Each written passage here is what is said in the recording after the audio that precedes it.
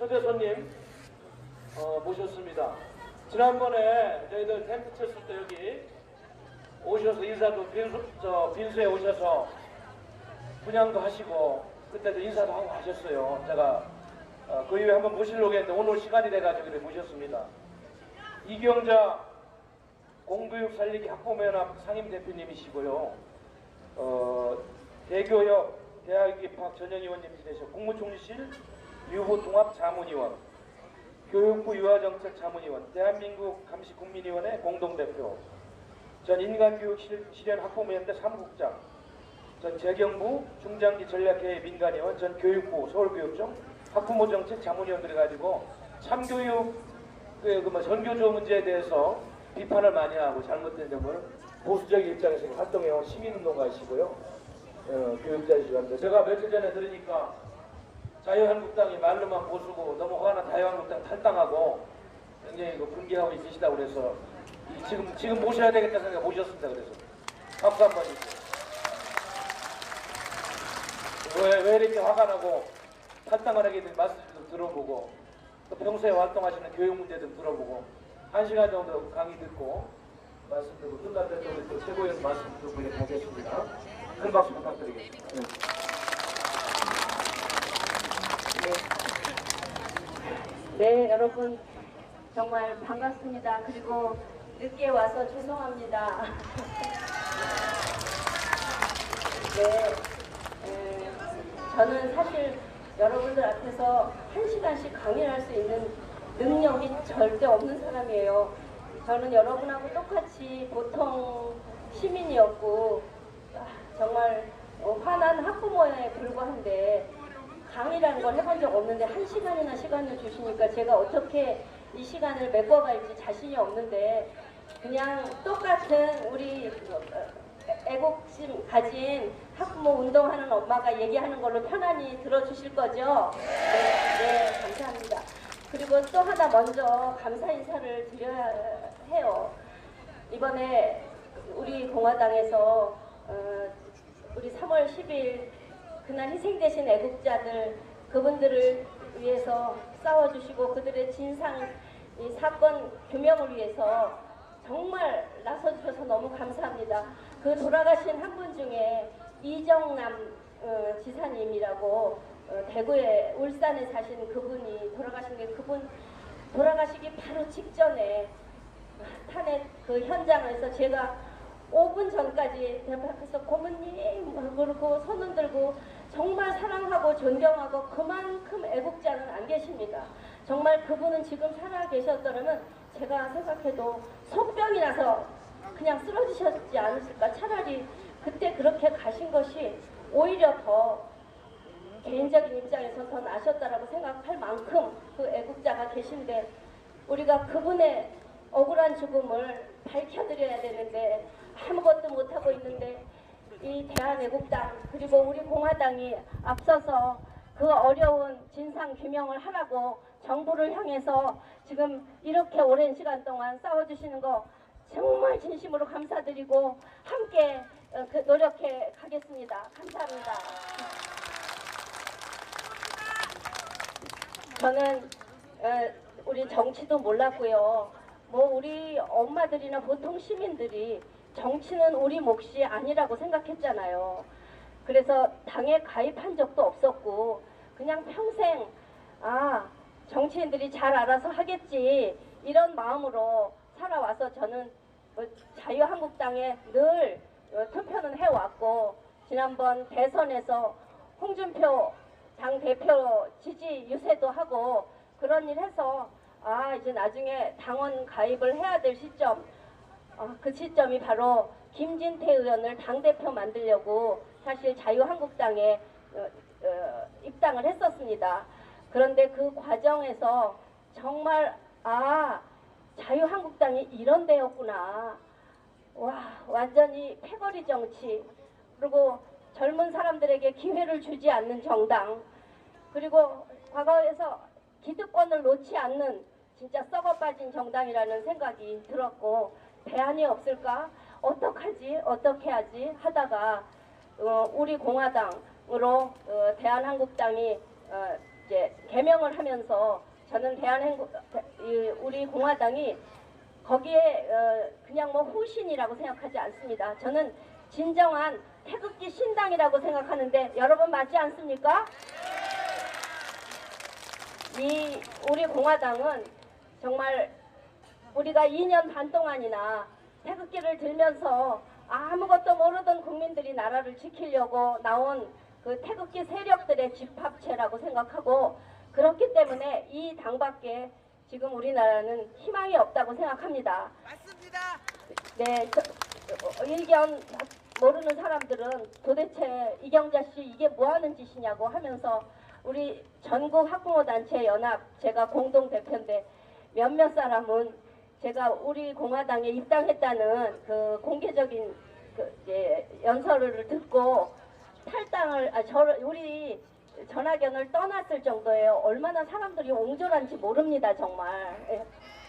그리고 무조건 뭉쳐야 산다 이런 생각만 하는데요. 네, 맞습니다. 뭉쳐야 사는 게 어디로 뭉쳐야 되는지 무조건 뭉치면 됩니까? 왜 이렇게 사람들이 바보 같아요?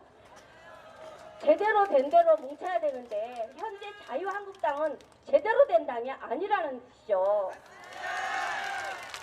저는 지금 현재 우리 공화당은 대한애국당에서 외연을 넓힌 완전히 다른 정당이라고 생각하는데 맞습니까? 네. 우리는 개인 한 사람을 보고 뭉친 당도 아니고 정말 뭐 박근혜 대통령 탄핵 오로지 한 가지만 뭉친 당도 아닙니다. 우리는 대한민국을 살리려고 뭉친 민초들의 정당입니다. 맞죠? 네.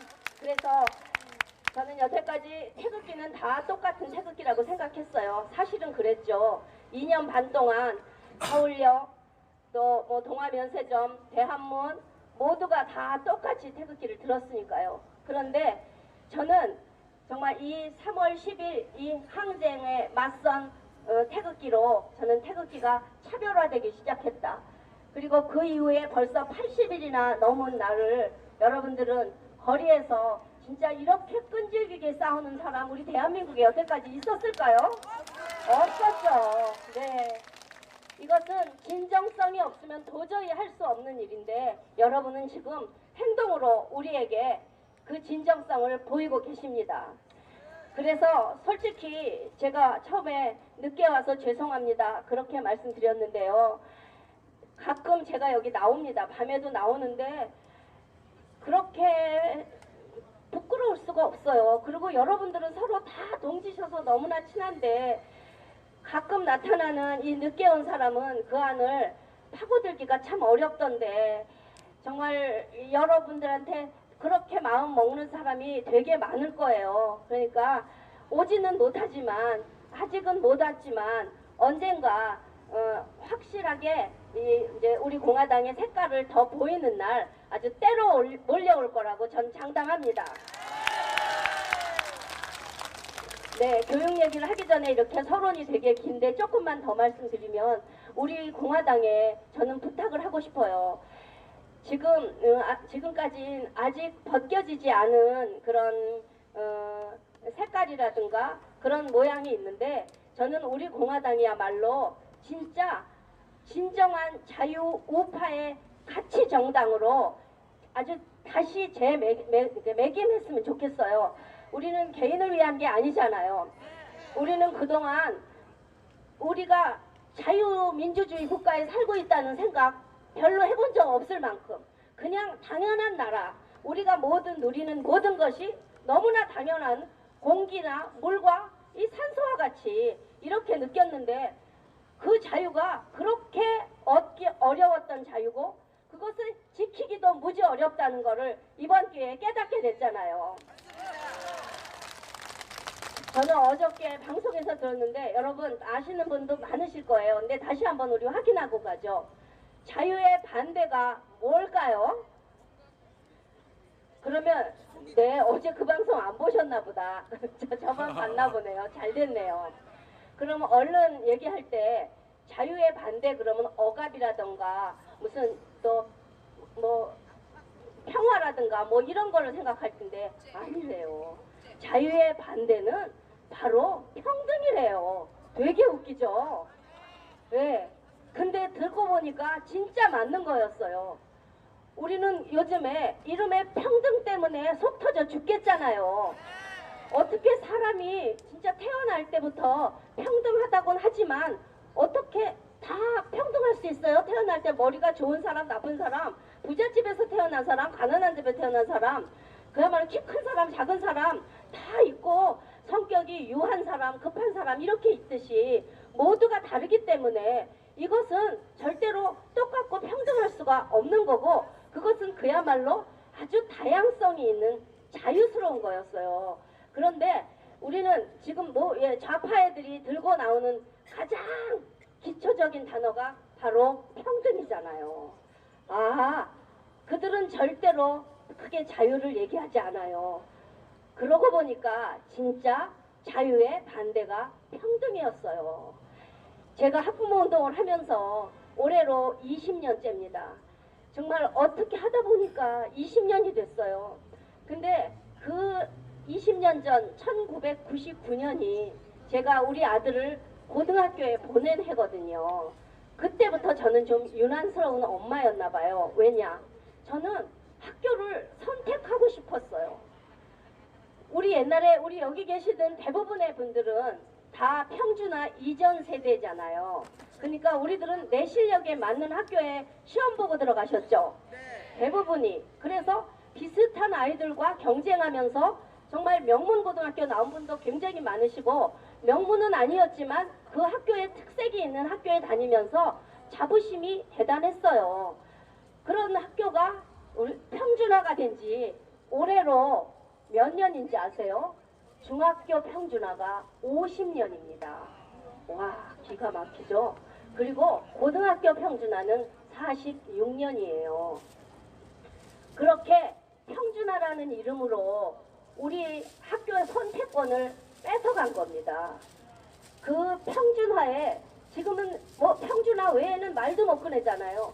그리고 지금 이번 정권에서는 평준화를 완전 평준화로 다시 만들겠다고 지금 자사고 문제가 터졌고 내일 바로 서울과 부산의 자사고 9개에 대한 지정 발표가 있을 만큼 지금 이 학교 선택에 관한 문제가 교육의 아주 중요한 문제입니다. 그렇기 때문에 오늘 이 자리는 이 교육에 대해서 얘기하기 너무 좋은 자리예요.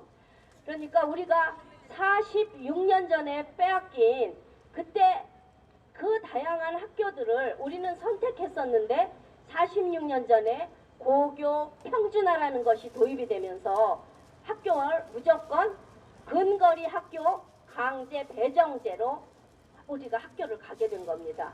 그 평준화의 이름, 진짜 이름은 근거리 학교 강제 배정이에요. 너 니네 집에서 가까운 학교에 정해줄 테니까 가, 이거예요. 여러분, 그거 좋은 제도입니까?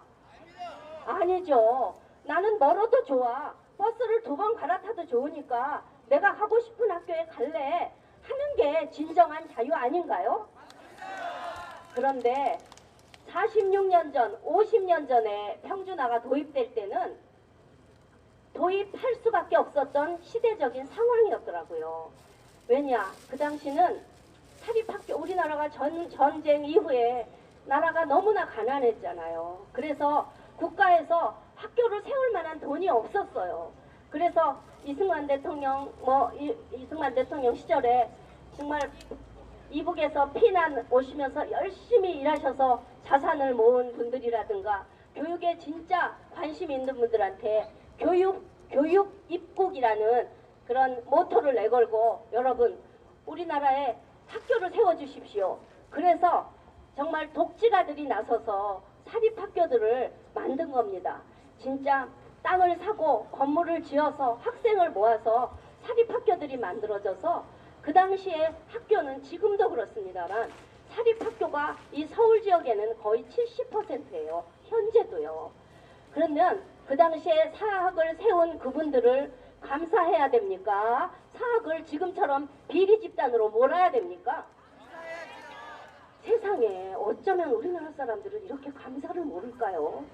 진짜 자기 전 재산을 내서 학교를 세운 그 사립학교들을 지금 비리 집단으로 몰아선 절대 안 되죠. 잘못한 사람은 엄연히 현행법으로 처분해서 진짜 감옥을 보내면 되는 거지. 모든 사학들을 전부 비리 사학으로 모는 건 절대로 안 됩니다. 그래서 어쨌든 그 당시에 그렇게 세워진 학교들이 그야말로 여러분 이름 아시는 이화, 뭐 숙명, 진명, 여자 남자 학교는 서울고등학교, 중앙고등학교, 중동, 뭐 좋은 웬만한 휘문 사립학교들이 얼마 동성 서울만 해도요. 그런 학교들이 그렇게 많았는데 학교 차가 굉장히 컸어요. 국가가 가난하니까 공립은 교육의 질이 형편없었습니다.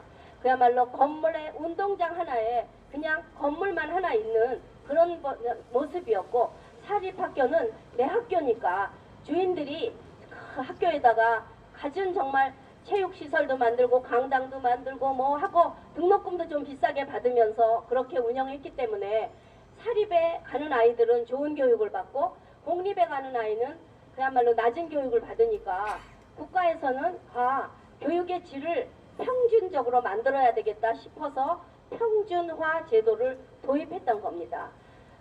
어쩔 수 없던 시대 상황이었어요. 그러고 나서 막상 그렇게 평준화를 시켜보니까 문제가 생겼어요.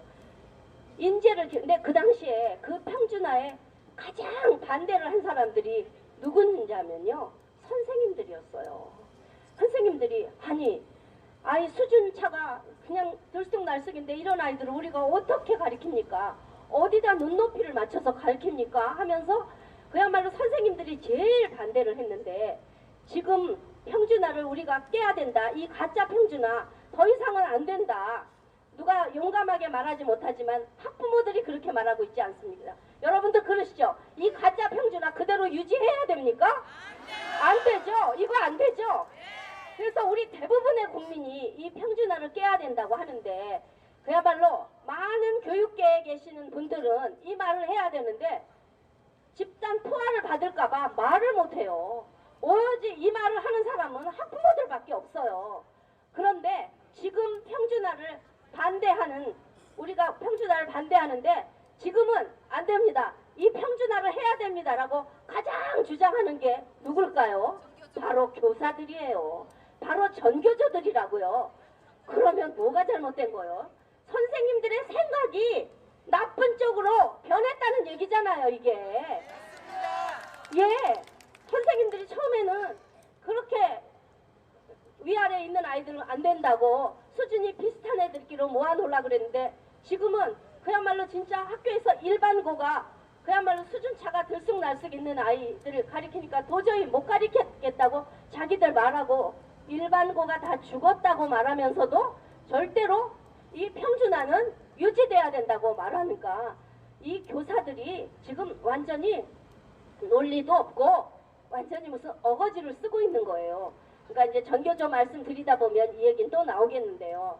그러니까 이제 또 약간 뒤로 돌아가서 그래서 도저히 아이들 수준차도 있고 하고 그리고 다 평준화해서 크게 경쟁이 사라지면 우리나라의 인재는 어떻게 기릅니까? 그리고 분명히 수재도 있고 천재도 있잖아요. 그런 아이들 또 과학 영재도 있고 또 예술계통의 수재도 있고 하니까 도저히 안 됩니다. 해서 처음에 맞습니다. 그러니까 그런 특수목적고등학교를 만들어야지 도저히 안 되겠네요. 라고 김영삼 때 만든 것이 특수목적고 과학고등학교와 외국어고등학교 그리고 예원 선화예고 같은 예술고등학교입니다. 그게 첫 번째 평준화에다가 뚫어놓은 구멍이에요. 그래서 이제 구멍을 뚫어서 그 당시에는 우리가 몇몇 학교밖에 없었어요. 대원외고, 대일외고 한 두세 개밖에 없었기 때문에 외고가 있는지 없는지도 몰랐어요. 그러다가 조용히 진행이 돼 왔죠.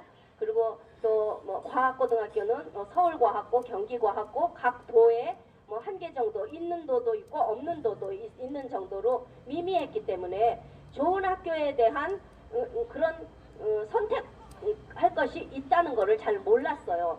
그런데 그 후에 김대중 정권에 이런 그 특목고 가지고는 또 안 되겠다 싶어서 이런 그 기업이라든가 또 사학 이런 이제 어떤 법인 같은 데서 우리도 학교를 만들고 싶습니다 해서 만들어진 것이 말하자면 자립형 사립고등학교입니다. 지금 있는 자율형 사립학교하고는 다른 자사고라고 말하는 자립형 사립고등학교예요. 그것이 처음에 제일 유명한 게 민족사관고등학교죠. 민사고가 기업에서 파스테르 기업을 해서 우유 팔아서 돈 많이 벌었으니까 우리가 학교를 만들어서 영국의 이튼 스쿨 같은 명문 고등학교를 만들어서 인재를 기르겠습니다 했고, 또 뭐 포철 같은 기업에서 우리가 정말 철강 기업이 이뤄서 돈 많이 번 걸로 인재를 기르겠다. 그래서 포철고등학교, 뭐 그다음에 광양제철에서도 그러면 우리도요. 광양제철 고등학교, 또 해운대 고등학교에서 몇 개 고등학교를 김대중 정권 때 또 구멍을 뚫은 겁니다. 그리고 그러면서 약속하기를 지금은 여러 당신네 학교 몇 학교만 해주고 이제 그런 학교들은 국가 지원을 하나도 안 받고 당신네들이 땅도 사고 건물도 짓고 등록금도 알아서 잘 받아서 국가의 그 국고를 쓰지 마십시오 하니까 좋습니다. 그럼 우리 기업에서 돈을 많이 내서 그렇게 하고 또 개인 부담도 많았죠. 그런 학교를 말라서 저 두 번째 구멍을 뚫었어요.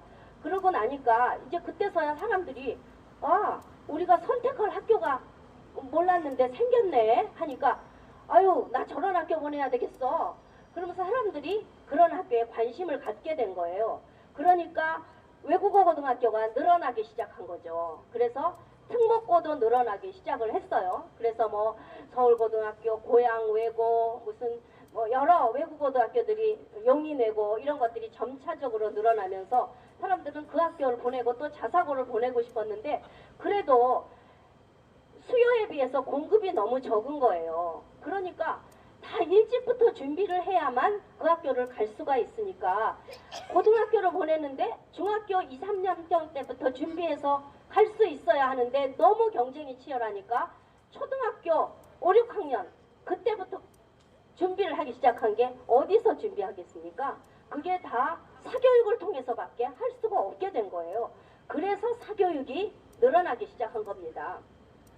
그럴 때 제 때 맞춰서 국민들의 요구 수준에 맞게 학교 그런 특목고나 자사고를 확대를 했더라면 정말 좋은 학교로 다 변하고 일반계 고등학교들이 다 자사고로 전환을 할 수 있었을 거예요. 그런데 계속 그때부터 막기 시작한 게 제가 그거 사정을 잘 아는 이유가 있습니다.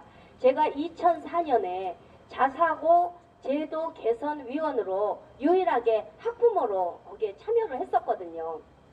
근데 진짜 그 안에 그게 2004년 노무현 정권 때예요. 근데 진짜 그렇게 위원회에서 치열하게 싸워본 적이 없습니다. 그때는 말하자면 좌파 정권이었어요. 근데 그 위원회 구성을 그야말로 좌우 거의 동수로 그렇게 해놓고 그러니까 피 터지게 싸웠죠. 회의를 정말 9번, 10번씩 하는 위원회가 거의 없습니다. 그야말로 위원회 공화국에서 말만 공화국인데 그 위원회는 진짜 치열하게 싸워서 마지막에 도저히 결판이 안 나서 표결에 붙여서 가까스로 자사고를 확대하는 정책이 통과가 됐어요. 그게 김대중 때 약속한 것을 지키는 결과가 노무현 정권 때 내려진 겁니다. 그래서 정말 얼마나 저는 기뻤는지 몰라요. 그래서 와 진짜 이제 정말 우리 아이들의 좋은 학교가 많이 늘어나겠구나 생각했는데 내일 모레 발표하기로 되어 있는데 갑자기 내일 모레 발표가 딱 되는데 뉴스에서 이 자사고를 확대를 안 하기로 결정했다고 발표를 한 거예요. 그래서 세상에 엊그저께 회의에서 그야말로 진짜 막 같이 브라보까지 하고 저녁까지 먹고 헤어졌는데 기가 막혀가지고 교육부에 전화를 걸었어요. 그 당시 국장한테 국장님 이게 어떻게 된 겁니까? 그랬더니 죄송합니다. 이게 청와대에 올렸는데 청와대에서 부결이 됐습니다. 이렇게 말하는 거예요. 그래서 이게 무슨 말이냐고 근데 나중에 알고 봤더니 그 당시에는 몰랐어요. 알고 봤더니 그 당시에 청와대 노무현 대통령 꼭대기에 전교조가 있었어요. 그 당시에 지금은 뭐 청와대 교육문화 수석이 있고 무슨 무슨 수석이 있고 이런 거 우리도 되게 유식해졌죠. 그때 처음 들어봤어요. 교육문화수석이라는 자리가 있는데 그 자리에 김진경이라는 교육문화수석이 그것을 반대했다는 거예요. 몇 달 후에 물어 알게 된 건데요. 근데 그 김진경이라는 사람이 전교조 평교사 출신이었어요.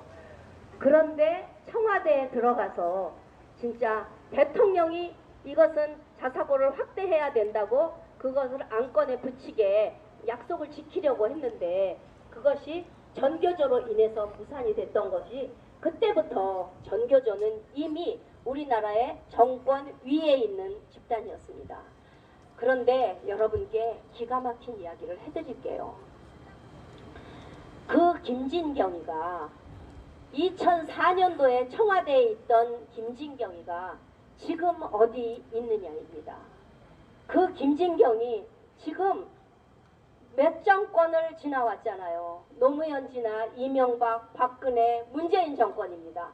문재인 정권에 와서 지금 여러분 국가교육회의라는 거 만든다는 얘기 신문에서 많이 보시지 않았어요? 국가교육회의를 만들어서 모든 교육정책은 교육부에서 정하지 않고 국가교육회의라는 걸 만들어서 각계 인사들이 교육에 전부 참여해서 국가의 미래, 교육 미래를 결정한다는 거 겉으로 볼 때 얼마나 훌륭합니까? 멋있잖아요. 그런데 그 국가교육회의의 구성원은 전부 다 좌파입니다.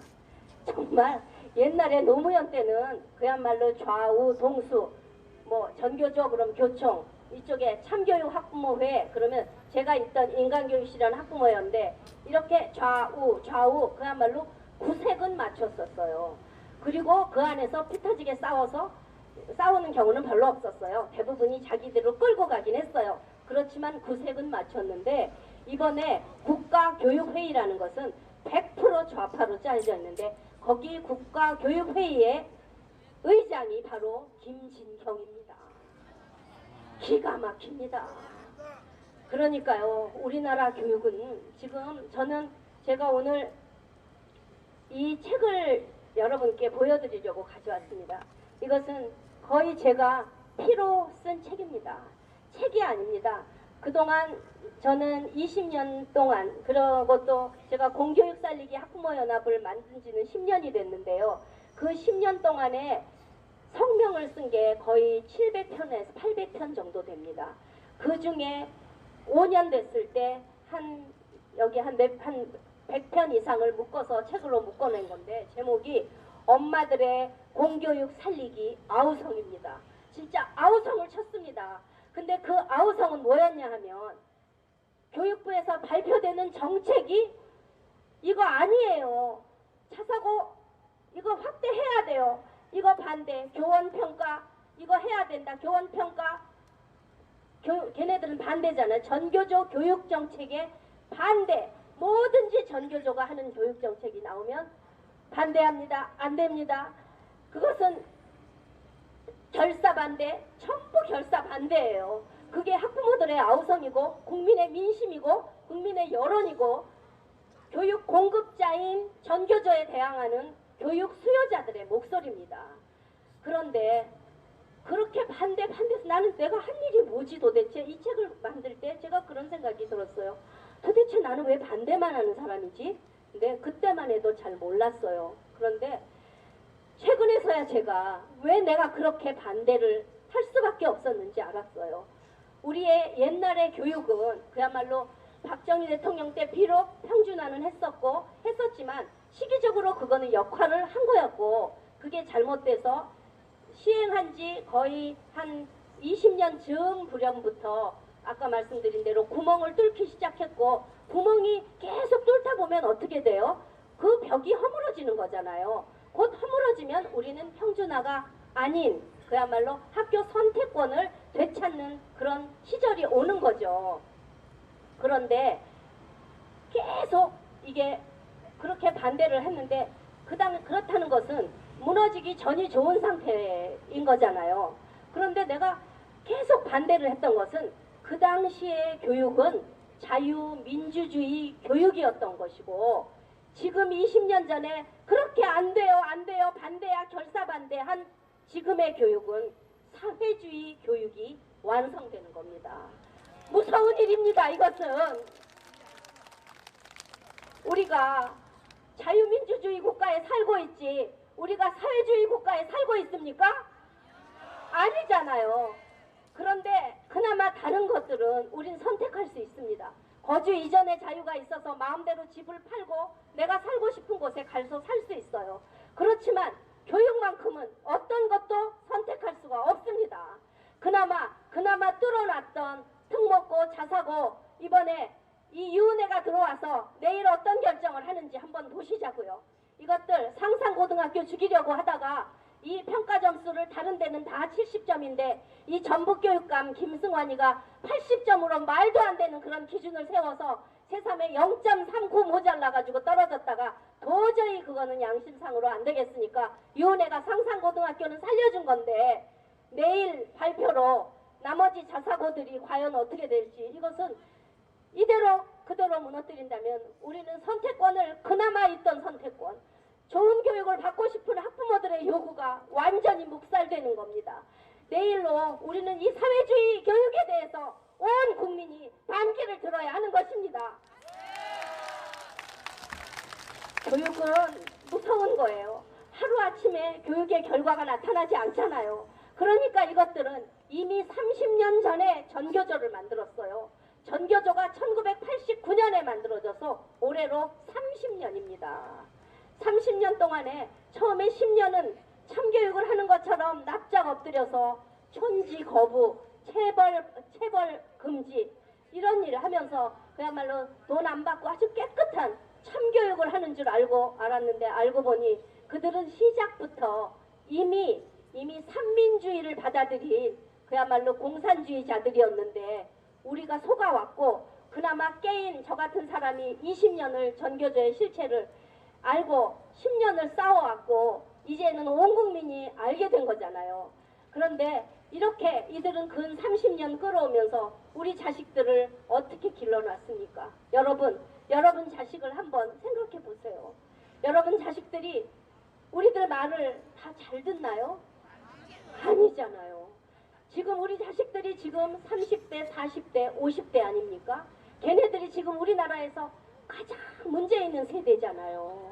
특히 40대 여자 기집애들은 눈 뜨고 봐줄 수가 없을 정도잖아요. 그게 왜 그래요? 이 전교조 교육 때문이잖아요. 근데 우리 몰랐잖아요. 왜 그렇게 말을 안 듣는지. 그런데 알고 보니까 선생들이 은근슬쩍 아이들에게 어른 말 듣지 말고 니들이 훨씬 똑똑하니까 니들대로 판단해. 그리고 비판의식을 가져. 어른 말에 순종하는 건 바보들이나 하는 짓이야. 이렇게 가르쳤어요. 그리고 학교에서 선생님들이 아이들에게 논술 수업을 시키면서 예시문으로 제시하는 그런 내용들이 경향신문, 한겨레신문 다 그런 신문이었어요. 우리가 그거 어떻게 알아요? 학교에서 논술한다 그러면 논술책 사준 죄밖에 더 있냐고요, 우리가. 그리고 역사교육 책을 정말 좌편향 역사교육 책을 만들어서 우리 아이들 가르치는지 여러분 아셨습니까? 저는 제 딸이 2007 학번인데 걔가 고등학교 때 금성출판사 역사책을 배웠다는 걸 나중에 저도 알았어요. 걔가 대학생도 훨씬 지나고 나서. 근데 알고 보니까 금성출판사 책이 제일 좌경화된 책이었더라고요.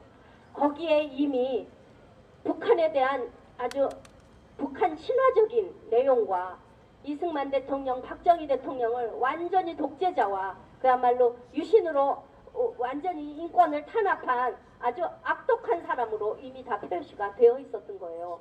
여러분 그거 아셔요? 모르시죠? 어떤 역사책 배웠는지 모르잖아요. 우리가 어떻게 알아요? 애들 보내면 교과서로 배우면 교과서는 신성 불가침인 줄 우리 알았잖아요. 교과서가 틀린 줄 알았지 어떻게 그러면 학교를 보냈겠어요? 교과서는 옳은 것만 있는 건 줄 알았는데 거기에서 잘못된 역사 교육을 시키는지 우리가 어떻게 알았냐고요.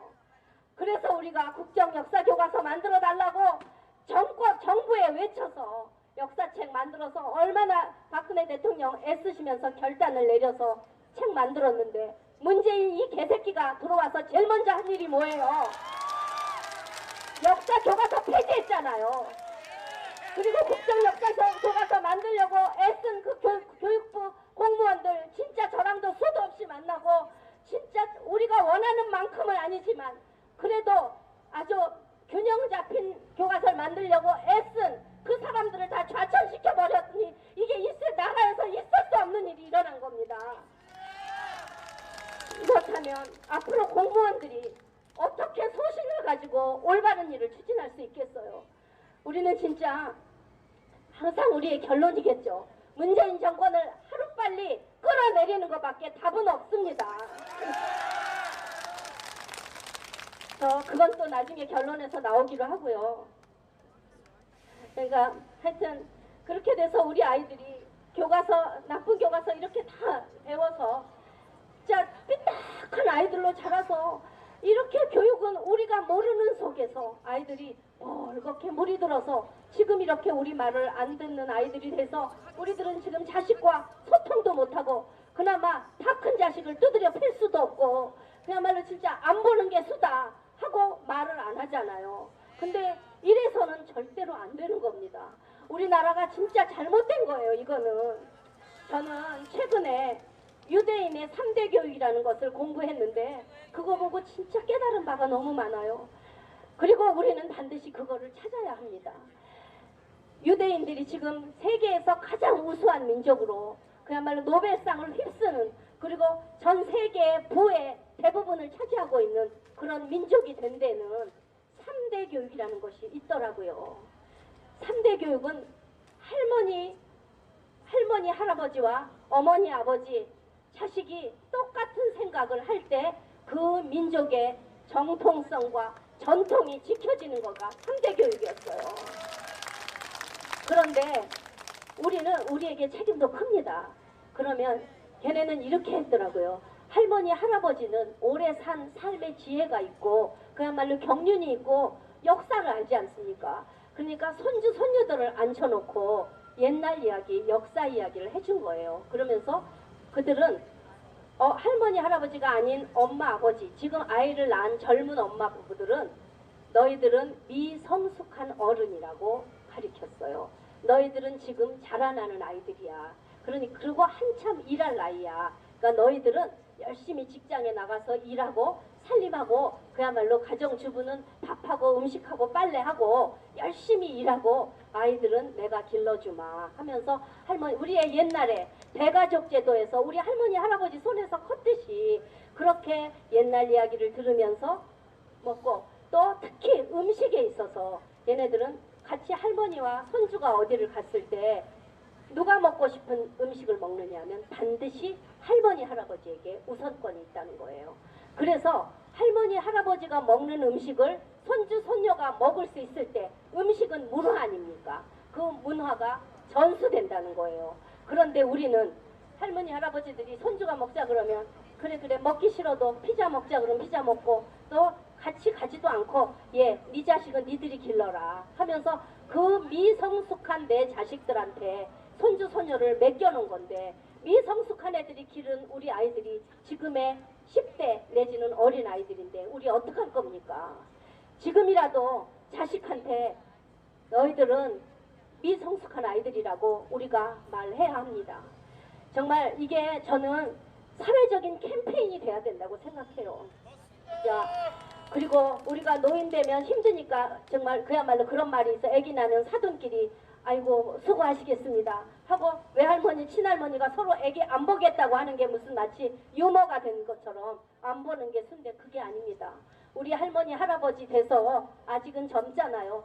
또 손주들 어느 만큼 길러주고도 또 우리에게 인간 수명이 100세까지 됐으니까 더 놀 날 있으니까 우리가 아이를 어느 만큼은 잘 길러줘야 되겠다는 그런 정말 나의 사명과 의무라는 생각도 해야 되니까 우리가 전 세대가 공부를 해야 되겠어요. 그러니까 진짜 유대인의 우리가 3대 교육이 먼 데 있지만 가까이 그것을 연구하신 분이 계셔요. 그분 때문에 저도 알게 된 거고 우리들이 그런 걸 통해서 우리의 미성숙한 자식들에게 얘야 나도 여태까지 나는 이제 우리 손주 교육에서 손을 떼고 너에게 다 맡겨놓으려고 그랬는데 알고 보니 그게 아니더라. 너희 바쁜데 너희들 직장 나가면 니네들 어린이집 보내고 유치원만 보내면 거기서 만약에 나쁜 교육 시키면 지금 현재 거기를 파고들었잖아요. 지금 유치원에서 나쁜 성교육을 시키고 있잖아요. 동성애가 나쁜 게 아니라는 교육을 유초, 중, 고등학교에서 시키고 있잖아요. 이게 되는 일입니까?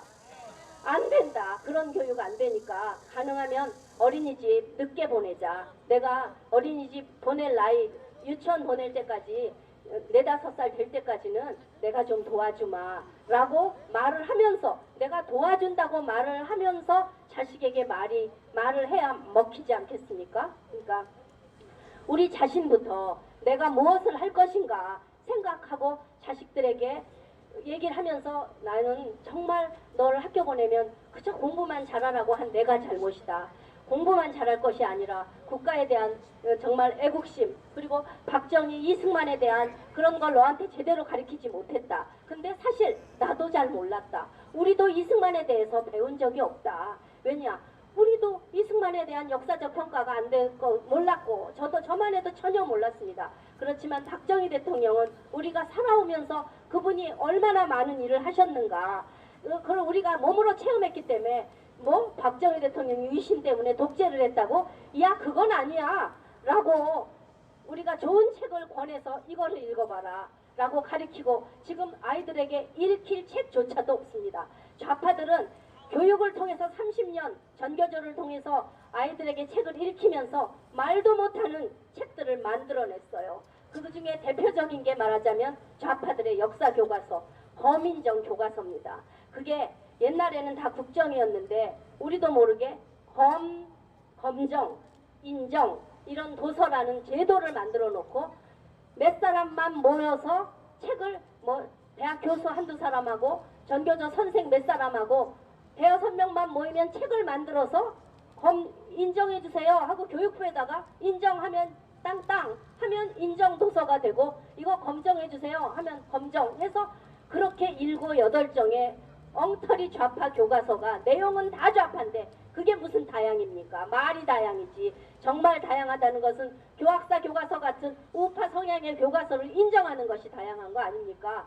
그렇게 엉터리로 지금 됐다는 거 나도 몰랐는데 이제 깨닫게 돼서, 나 이제 너희들에게 제대로 학교만 보내놓고 너의 교육을 책임지지 못한 나도 큰 문제가 있었다. 그러니까 이제 우리 이 교육의 결과가 우리 둘이 이렇게 소통을 못하는 사이가 됐구나. 우리 너무 이거 가슴 아픈데 이 문제 해결해야 되지 않겠니? 그리고 너 네 자식 정말 잘 기르고 싶잖아. 그러면 할머니 할아버지가 정말 도움이 되는 사람이다. 그런 이야기를 우리가 자식들하고 해야 되겠습니다. 여러분 그렇지 않습니까? 정말 우리 해야 될 일이 정말 많습니다. 남에게 맡겨놓은 결과가 이렇게 참혹했습니다. 정치를 정치인에게 맡겨놓은 결과가 이렇게 쓰레기 같은 것들이 다 국회를 장악해서, 저는 지금 우리가 이렇게 태극기를 드는 궁극적인 어떤 목표가 국회 해산이 됐으면 좋겠습니다. 지금 국회에서 쓸만한 국회의원이 몇 명이나 됩니까? 네. 민주당 이 주사파 이 쓰레기들은 학교 다닐 때 공부 하나도 안 한 놈들이래요. 진짜.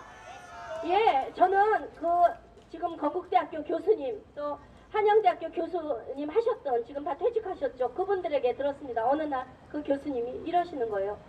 이 대표님, 사실은 특히 이제 맹주성 교수님 여러분 잘 아시죠? 그 한양대학교 임종석이 다니던 한양대학교에 그 당시에 교무처장을 하셨던 맹주성 선생님이, 임종석이가 청와대 들어가자마자 너 같은 애가 청와대 들어가니까 정말 걱정이다. 너 잘해라 라고 야단 치신 거 아시죠? 그 교수님하고 또 건국대학교 교수님한테 들었는데 이런 말씀을 하시는 거예요. 이 대표님, 정말 죽을 죄를 우리들이 졌습니다. 이 주사파 얘네들이 이 청와대를 장악하게 된 데는 모든 책임이 우리들에게 있습니다. 이렇게 말씀하셨어요. 왜요? 교수님도 설마 그렇게까지는요? 아닙니다. 사실 그 당시에 학생운동이 말도 못했잖아요. 각 학교마다 한 총련이 만들어져서 맨날 데모가 일색일 때 얘네들이 거의 지방에서 온 아이들이 학생회를 전부 장악을 했대요. 그러니까 얘네들은 시골에서 돈이 조금밖에 안 오니까 뭐 용돈도 부족하고 하니까 학교에 학생회실에서 먹고 자고 하는데 여차하면 학교에서 요만한 빌미를 잡아서 데모를 했대요. 데모를 하면 처음에는 성적 얘기부터 할게요. 도대체 이놈 자식들이 수업에 한 번도 안 들었답니다. 한 시간도 안 들어왔대요. 이게 믿어지세요? 근데 어떻게 졸업을 했어요? 그러니까 그게 우리 책임이죠. 근데 너무 안 나오니까 전부 F를 주셨대요. 다 F를 주니까 나중에 교무처에서 전화가 와서 교수님 이거 좀 그냥 D라도 달라고 그러더라고요. 아니 수업이 한 번도 안 들었는데 어떻게 내가 F를 줍니까? 그러니까 빨리 승진 그러니까 올려가지고 졸업시켜야 되지 않겠습니까? 얘네들 더 이상은 안 되니까 빨리 졸업시킵시다. 그러니까 그냥 학점 줘가지고 해를 넘겨가지고 빨리 졸업시키자 그래서 할 수 없이 D로 고쳐주셨대요. 그런데 그 다음 해가 됐는데 또 안 들어오더래요. 그리고 또 졸업한다고 안 되는 게 아니라 그 다음 또 입학생이 들어오는데 똑같은 짓을 하더라는 거예요. 그래서 이건 안 되지. 나도 교수인데 양심 있지 싶어가지고 D를 줬대요. 그러는데도 아무 말이 없더래요. 그래서 사실 알고 보니까 나중에 그 교무처에서 걔네 성적표를 F를 준 걸 갖다가 D로 다 고쳐서 졸업을 시켰더랍니다. 그러니까 이 자식들은 4년 내내 어떤 대학 공부도 안 해서 얘네들은 고졸 수준이랍니다. 정말이래요. 이게 정말이래요. 그분이 내놓고 밖에서 말씀 못하십니다. 그래서 제가 지금 이름을 말씀 못 드리는 겁니다.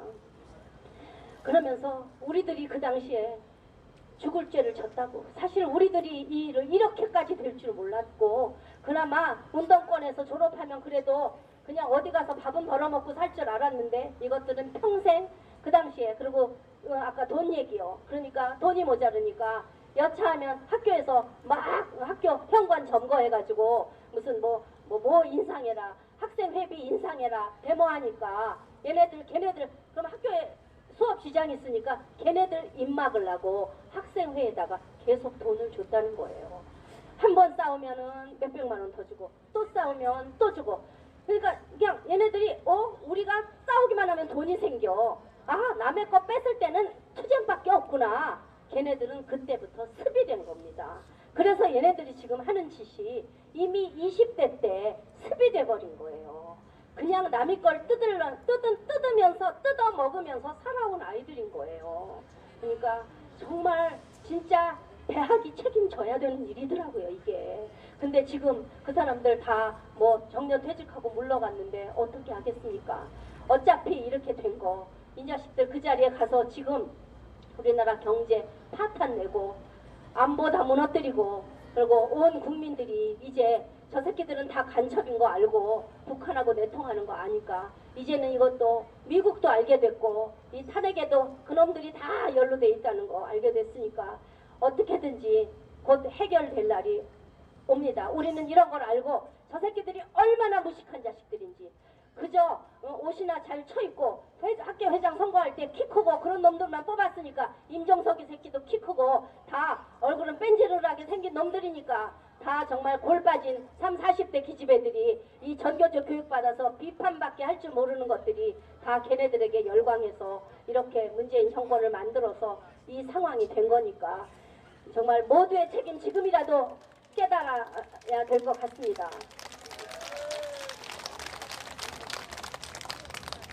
네. 그리고 또 한 가지 드릴 말씀이 정말 이렇게 정리를 하다 보니까 몇 날 며칠을 해도 안 끝날 이야기를 제가 많이 알고 있더라고요. 근데 그 중에 한 가지만 말씀을 특별히 드리겠습니다. 지금 전교조 문제인데요. 뭐 전교조에 대해서는 이제 우리 다 알고 있는데 참 무서운 사실을 제가 또 최근에 들었습니다. 어디서 한 번은 제가 말을 한 적이 있기 때문에 아시는 분도 계실 텐데 여러분 이 교육감 직선제가 돼서 참 큰일 났잖아요. 그러니까 저는 이 부탁을 먼저 드리겠습니다. 저는 우리 공화당이 저는 진짜 아까 말씀 가치정당으로 우파 자유주의 우파 정당으로 확실하게 자리매김을 해주시되 이제는 구체적인 공약을 준비해서 발표를 해주셔야 될 것 같아요. 그래야 뭐 모르는 사람들은 뭐 가치, 뭐 이념, 사상 이런 문제는 어려워서 잘 안 올 건데 그야말로 진짜 잘못된 제도에 대해서 이것은 반드시 고치겠습니다 하면서 아주 그런 정책을 확실하게 탁탁 내놓으면 관심 없던 사람들도 우리 공화당이 저런 말 하네 이렇게 말하면서 저는 관심을 가질 것 같아요. 그 중에 하나가 뭐 국회의원 수 줄이는 거 뭐 이런 건 일반적인 건데 교육감 직선제 폐지하는 거예요. 네. 정말 이거 교육감 직선제 처음에 도입할 때부터 전 처음에도 몰라서 저는 한 번은 찬성했었습니다. 근데 나중에 처음에 한 번 공정택 교육감 뽑을 때 진짜 서울에서 11%밖에 투표에 참여하지 않았어요. 아무도 우리가 어떻게 교육감을 누구를 알고 뽑아. 그렇게 해서 아무도 선거를 안 했기 때문에 그런 결과를 보고 그때부터 이 교육감 직선제 폐지해야 된다고 그렇게 외쳤는데 그 당시에 자유한국당, 즉 그 당시에 신한국당이었나? 한국당에서 진짜 그때 다수 정당이어서 제가 국회 마지막에 교문위에 가가지고 이 교육감 직선제 폐해에 대해서 정말 열변을 토한 적이 있어요. 그럴 때 그 다수당일 때 그거를 못 막더라고요. 진짜 교육에 아무것도 모르는 게 지금의 자유한국당의 병신정당입니다. 정말. 민주당은 무려 30년 동안 전교조를 앞세워서 교육에 올인을 했잖아요. 자기네 미래 표밭을 관리한 거잖아요. 교육을 통해서 조금씩 기를 때 이 자유한국당은 걔네가 그런 목표 하에 전교조를 앞세워서 교육정책을 서서히 사회주의화로 가고 있다는 것까지가 사회주의는 모른다 쳐요. 최소한 선택권을 뺏어가고 있다는 것조차도 눈치를 채지 못하고 있었어요. 근데 얘네들은 민주당은요 교육에 다 전문가들이에요.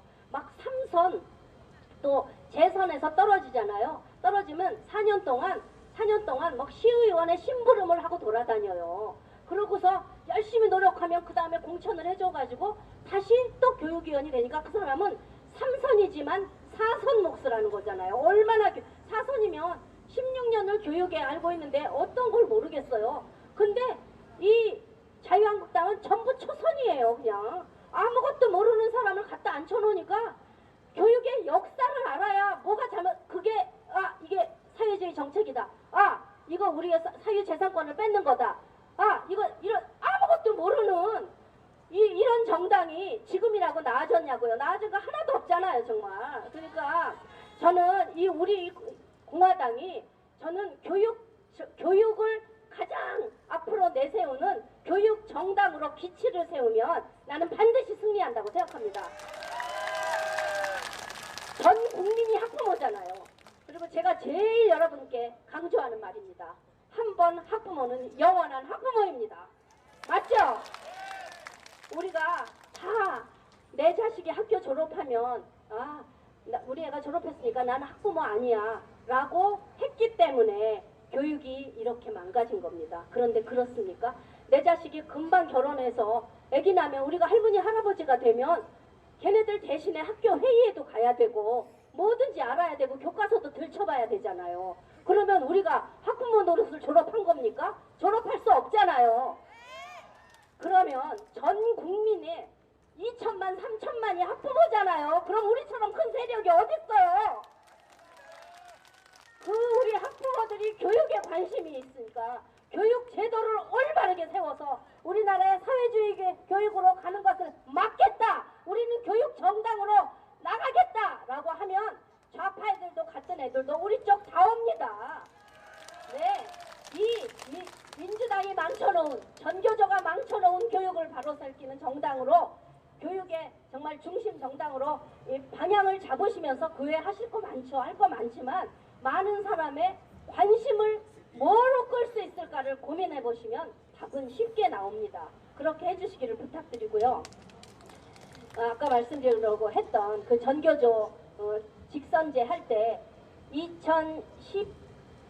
2012년 선거에 그때 광로연이가 이제 선거 부정으로 해가지고 떨어지고 보궐선거를 했었잖아요. 박노현 대신에 하고 그 당시에 보궐선거에 당선된 사람이 문영민 교육감이죠. 근데 문영민 교육감하고 좌우로 나오는 사람이 이쪽에 민주당 쪽에 후보가 민주당은 아니죠. 근데 교육감 선거는 정당과 상관없이 치르니까 전교조 후보가 이수호였습니다. 아시죠? 이수호 위원장. 이수호가 누구냐 하면 전교조 위원장 출신입니다.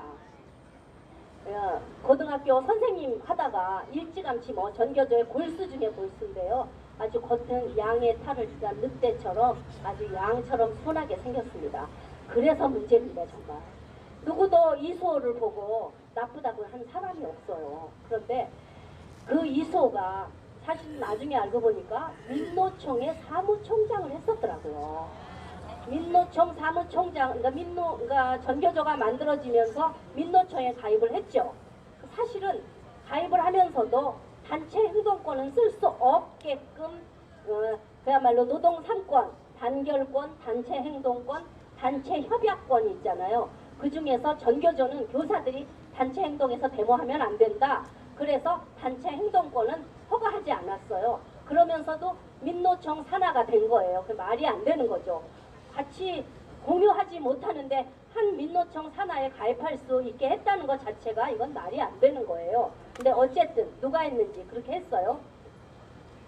그래서 이제 전교조면서 전교조 평당원이면서 민노총의 사무총장을 하다가 나중에 전교조 위원장이 된 거예요. 그래서 이제 전교조 위원장 노릇을 하다가 나중에 또 전교조 선거에서 지고 나니까 걔네가 전교조 위원장도 PD와 NL이 나눠 하더라고요. 이게 서로 주사파와 그야말로 정말 막시즘파가 둘이 나눠서 하는 거죠. 네? 네, 고맙습니다. 그러고 이수호가 간 곳이 민노총 위원장입니다. 민노총 위원장을 했으니 얼마나 막강한 자리에 간 거예요. 그래서 이수호가 민노총 위원장이 되면서 민노총은 변신을 했습니다. 민노총이 그때까지는 어떤 위원장이래 봐야 금속노조, 화물노조, 화물연대, 방송노조 이런 사람들이었는데 그렇게 유능한 사람이 노조에 들진 않잖아요. 왜냐하면 이제 고위직에 있는 사람들은 노조에 못 들게 되어 있으니까. 그런데 이수호가 민노총 위원장이 되면서 민노총 지도부가 모두가 다 전교조로 도배가 된 겁니다. 근데 전교조가 무서운 이유는 전교조를 보세요. 전교조는 전 노조원이 대졸자입니다. 그런 노조가 있겠습니까? 없죠. 어느 노조가 전 조합원이 대졸자예요. 그러니까 정말 전교조는 무시무시한 집단입니다. 머리와 팔, 다리, 몸통이 다 있는 집단이에요. 왜냐? 전국에 학교 없는 데가 어디 있어요? 시골 아주 촌구석에도 학교는 다 있으니까 그야말로 손가락 끝까지 아주 그냥 혈관이 통해져 있는 그런 조직입니다. 그러면서 그 민노총의 수뇌부를 전교조가 장악하기 시작하면서 투쟁성이 강화되고 모든 그 정책이 더 강경 일변도로 가게 된 겁니다. 그랬는데 이제 그 힘을 얻고 나중에 이수호가 전교조 교육감 후보로 민주진영 단일 후보로 나온 건데 걔는 그 당시에 반드시 이긴다고 장담했습니다만 그 당시에 처음으로 우파 후보 단일화를 이뤄서 문영민 교육감이 당선이 되는 바람에 걔가 이제 낭떠러지로 굴러 떨어졌어요. 그래서 저는 거기서 이수호는 사라진 줄 알았습니다. 그런데 여러분, 참, 아까 그 김진경 같은 그 전교조 개새끼가 지금 우리나라 교육의 제일 꼭대기에 있어 그것도 기가 막힌데 지금 이수호가 어디 있는지를 아신다면 또 한 번 기가 막힌 일입니다. 지금 저도 아무도 몰랐습니다. 이수호가 거기에 있는지. 이수호가 지금 청와대에 있답니다. 그것도 청와대 지난번에 이게 제가 미국에서 오신 80세 넘으신 그야말로 정보원한테 들은 이야기입니다.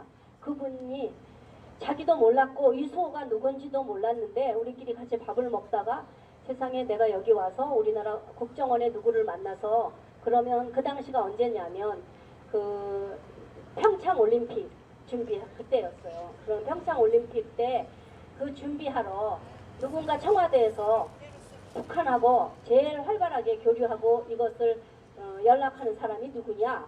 임종석이는 그나마 비서실장이니까 드러내놓고 할 수는 없잖아요. 우리는 임종석을 계속 공격하고 있었지만 그래서 그분이 물어봤대요. 그랬더니 이수호라고 그러더라는 거예요. 그래서 그분은 이수호라는 말을 들었지만 모르는 거예요. 미국에 살면서 북한을 여러 번 갔다 온 사람인데 그래서 누구한테 물어봐야 돼. 그래서 난 누구야? 그랬더니 제가 이수호요? 그러니까 나보고 이수호를 아십니까? 그러시는 거예요. 그래서 네, 전교조 위원장 출신 이수호요? 이수호가 지금 북한을 그렇게 드나든다고요? 그랬더니 나하고 따로 만납시다. 여기 있는 데서 얘기하기 어려우니. 그래서 그 후에 만나서 자세하게 이야기를 해주시는 거예요. 그러면서 정말 전교조는 그런 조직입니다. 북한을 제집 드나들듯이 드나들면서 내통하는 조직이고요. 사실 제가 전교조한테 고발을 당해서 승소했습니다. 제가 무혐의 받았는데 제가 고발을 고발을 당했는데 저를 고발한 사람이 누구냐면 몇 년 전이에요. 그게 이미 5년 전에 전교조 수석 부위원장을 한 여자예요. 박미자라는 여자. 그 여자가 나중에 제가 그때 통일위원장이니까 아이들의 통일 교재를 만들어서 통일 교육을 시키는 여자예요. 그러니까 우리 아이들이 다 그 통일 교육 받고 있는 거예요. 그 교재가 정말 완전히 북한 교과서 같은 교재를 만든 거예요.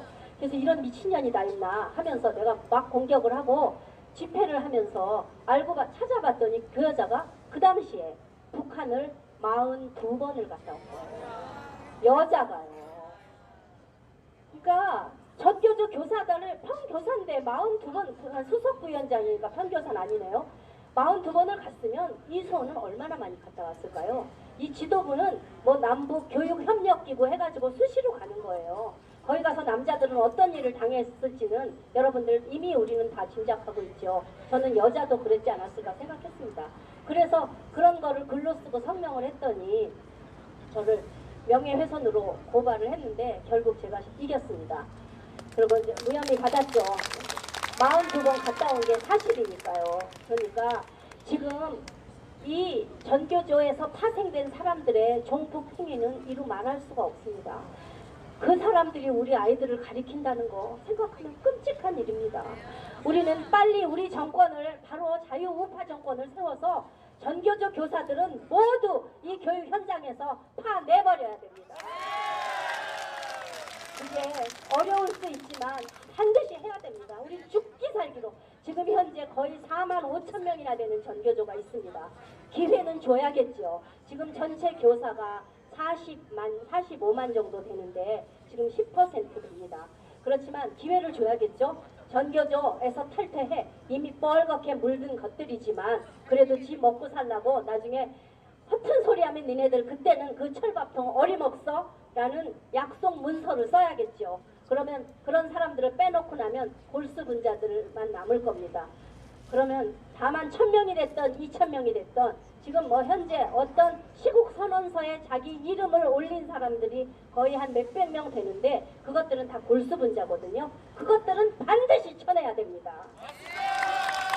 그래야 나머지 선생도 눈치 보고 슬슬 핑크빛 물을 빼겠죠. 그러니까 우리가 해야 될 일은 정말 많고 지금 청와대에 있는 그 이수호 전교조가 지금 얼만큼 중요한 위치에 있는지 우리가 내일 발표될 자사고 정책 이거 진짜 이런 우리가 무상급식 때문에 너무 골머리를 앓고 이번에 비정규직 종사자들이 자기들 합법화시키고 정규직으로 만들어달라고 하는 이 싸움의 뒤에도 지금 청와대 이수호가 깊이 개입돼 있고 모든 정책에 너무나 깊이 뿌리내리고 있기 때문에 우리는 이 정권을 끌어내리는 것 외에는 답이 없으니까 죽기 살기로 그 목표를 향해서 함께 나아가시기 바랍니다.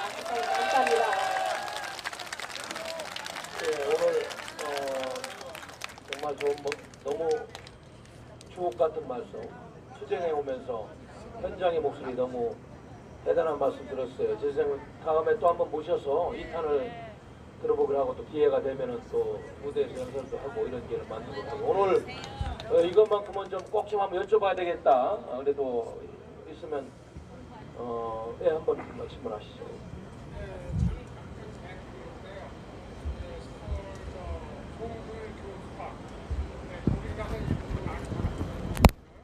그럼 지금 정교조도 그런 식인가 하고요.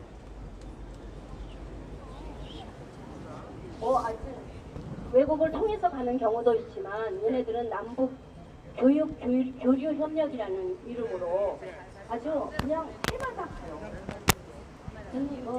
교사 대회 이렇게 해서 몇 년 전에는 저희 학부모단체 대표도 간 적이 있었어요. 그럴 정도로 얘네들은 그 세상에 42번을 간다는 거는 가진 핑계를 다 대서 가는 거기 때문에 우리가 모르게 그 여자만 갔겠어요? 그냥 지도부들이 수시로 다니는 거예요.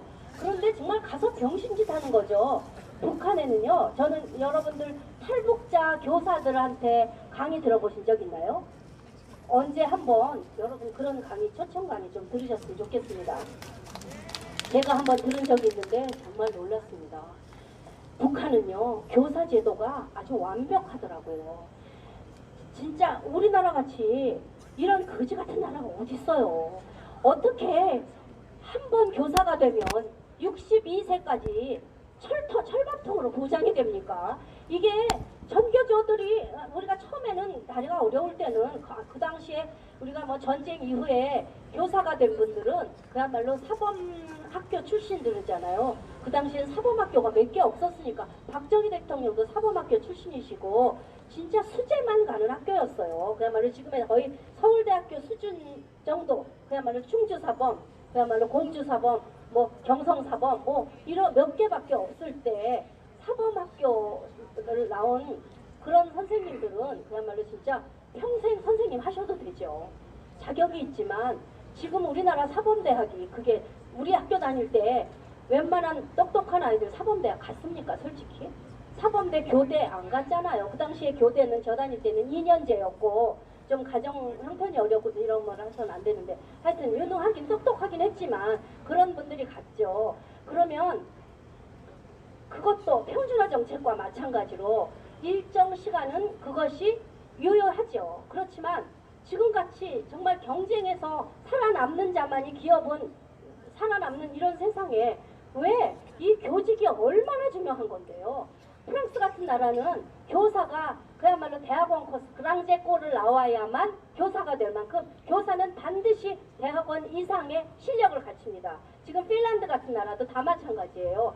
그만큼 유능한 사람이 교직에 들어가야 입직을 할 수가 있어요. 근데 우리나라는 다 대학 나와서 지금 아이들 공부 가리키다 말고 다 대학원 가고 뭐 교원대학이니 왜 우리 아이들 팽개치고 학교들 공부하러 가냐고요. 공부 다 마치고 실력을 쌓은 다음에 박사학위다 소지자들 정도 되는 사람이 교직에 간다면 내가 진짜 철밥통도 인정해 주겠지만 다 정말 자격도 없는 사람들이 들어가서 애들 팽개치고 자기 자격 갖춰가지고 그야말로 진짜 석사 박사 해가지고 교원 끝까지 해먹는 이런 제도가 말이 됩니까?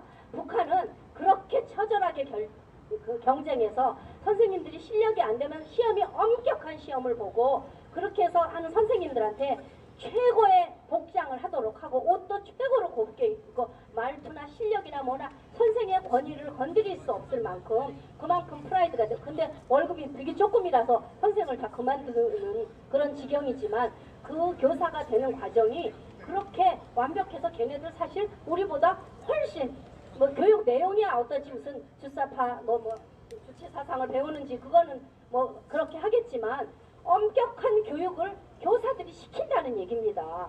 근데 우리나라 교사들은 지금 그야말로 노동자가 돼가지고 월급쟁이가 돼서 9 to 5 그냥 8시 출근하면 4시 퇴근이면 거기다 점심시간 1시간까지 다 노는 시간으로 주잖아요. 이런 직장이 어디 있습니까 이런. 그러니까 이 교원제도 완전히 뒤에 엎어야 되기 때문에 정말 우리는요 이번에 정권을 잡으면 우리는 정말 모든 걸 무너뜨려야 됩니다. 우리는 제2의 건국을 해야 돼요. 이승만 대통령이 건국하실 때 얼마나 애를 써서 헌법도 잘 만들어 놓고 박정희 대통령 때 그 헌법을 또 완벽하게 헌법을 만드셨던데 우리가 무슨 87 체제가 좋은 건 줄 알았잖아요. 민주화가 좋은 줄 알았더니 그놈의 민주화가 인민민주화라는 거 알았잖아요. 그러면서 모든 것을 참여하도록 만들어서 모든 걸 직선제로 만들어놔서 대학 총장이고 뭐고 다 직선제니까 그놈은 직선제가 우리 좋은 줄 알았더니 알고 봤더니 직선제라는 거는 승자와 패배만 있는 거예요. 이기는 놈은 살고 지면 그야말로 아무것도 없는 그야말로 진짜 그러니까 죽기 살기로 이기려고 자기 편을 모으고 교수들이 자기 아이를 가리키는 것들이 아니라 내 표 모아서 하려고 교수들이 끝나면 매일 술 마시고 자기 라인에 세워가지고 총장 될 생각하기는 그런 직선제 모든 것이 다 무슨 뭐 헌법재판관도 뭐 대통령 추천 몇 명 대법원 추천 몇 명 마치 민주화인 것처럼 만들었지만 알고 보니까 그렇게 되니까 지금 완벽하게 민주당으로 다 차버리게 돼버렸잖아요. 그런 거 언제 만들어진 겁니까? 다 87 헌법으로 만들어진 거예요. 그게 언제요? 그때 만들어니까 민주화라는 이름에 우리가 김영삼 이후 이때 다 속아 넘어간 거예요. 우리는 정말 제2의 건국을 그야말로 우리 몸에 맞는 거. 우리나라 국민은 쉽게 선동당하고 한다는 스스로 인정도 하고 우리나라 국민들은 어느 정도 엄격함이 박정희 대통령이 확 끌고 갔을 때 우리들은 불같이 일어나기도 했고 우리나라 국민성을 기초로 한 헌법을 다시 만들면서 제2의 건국을 할 때 이 잘못된 교육, 잘못된 선생들 싸그리 몰아낼 수 있는 제도 함께 만드셨으면 좋겠습니다. 자, 이제 시간이 좀 많이 늦었어. 우리 김춘식 최고위원님 잠깐 코멘트 하나 들으면 오늘은 이제 벌써 8시 25분이니까 다음에 제가 또 우리 이경재 선수 한 번 더 모시도록 하겠습니다. 예, 그래가지고 큰 박수 주시고.